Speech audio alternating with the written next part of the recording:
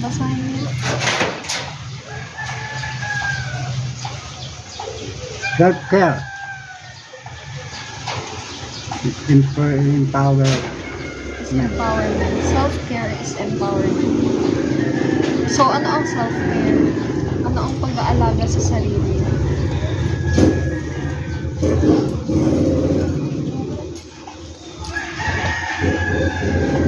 Self-care means taking time to care for your body, katawan mo, utak mo, emotions. Doing small things for yourself each day helps you feel better and stay healthy. Yung pag-aalaga daw sa katawan, self-care daw yun. Yung pag-intindi sa nararamdaman natin, sa mga problema natin, kung paano ito natutunan doon. Self-care daw yun. And doing that daw ay parang self-favor sa sarili mo kasi naaalagaan mo yung sarili mo. So, bakit nagmamatter ang self-care? Una, to prevent or manage chronic conditions. Hindi ka nagkakasakit. Hindi ka mabilis magkasakit. You stay healthier. You boost your immune system. So, ang tip number 1, get enough sleep. Ilang oras yung ano mo? Yes. Tulog mo.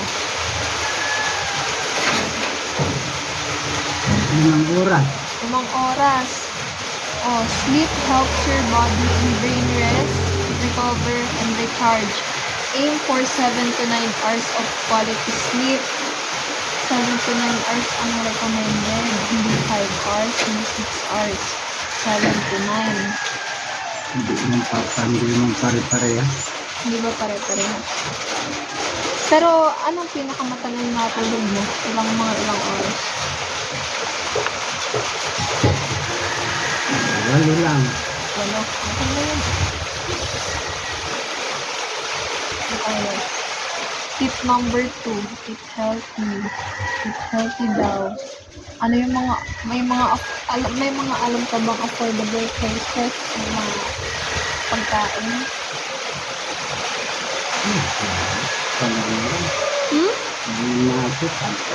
Kung anong maisipan? Di ba nagagamas ka? Wala ka bang nangihingi na kung ano-anong mga ano? Kamote. Hindi ka nakainom? Makakano naman. Kamote. O ba't hindi nagbuluto? Puro dala ka. Kung ano lang maano. Ang dami-daming gulay dyan ay. Tip number 3, move your body. Try walking, paggala-gala, lakad, stretching, or paglilinis. Paglilinis daw. Kailangan daw na move yung katawan natin ng at least 20 to 30 minutes a day.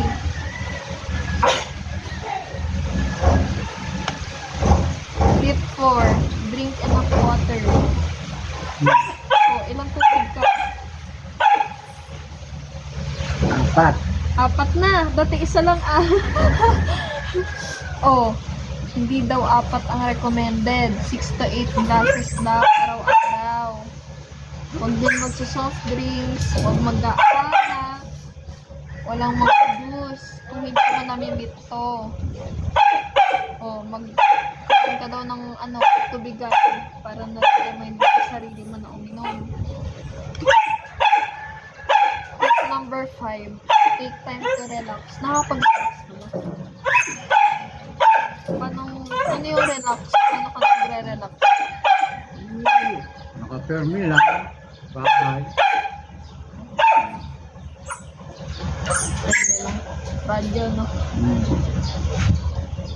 Tip number 6, keep your environment clean. Yung bahay, kailangan daw malinis.